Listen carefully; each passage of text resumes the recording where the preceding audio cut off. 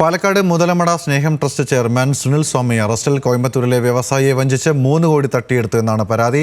തമിഴ്നാട്ടിലെ മധുരയിൽ നിന്നാണ് കോയമ്പത്തൂർ ക്രൈംബ്രാഞ്ച് സുനിൽ സ്വാമിയെ അറസ്റ്റ് ചെയ്തത്. വിവരങ്ങളുമായി അജിത് ബാബു ഉണ്ട് പാലക്കാട് നിന്നും. അജിത്ത്, എന്തൊക്കെയാണ് വിശദാംശങ്ങൾ? തട്ടിപ്പ് നടത്തിയ രീതിയാണ് വളരെ പ്രത്യേകതകളുള്ളത്.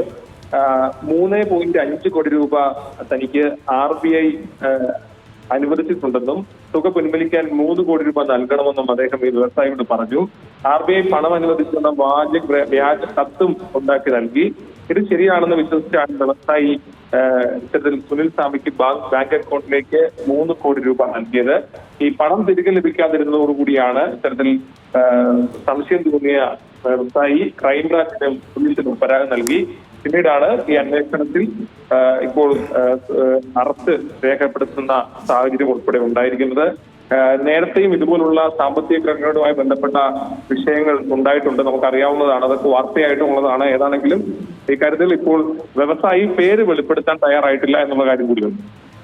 ശരി, അജിത്താണ് വിവരങ്ങൾ നൽകിയത് പാലക്കാട് നിന്ന്.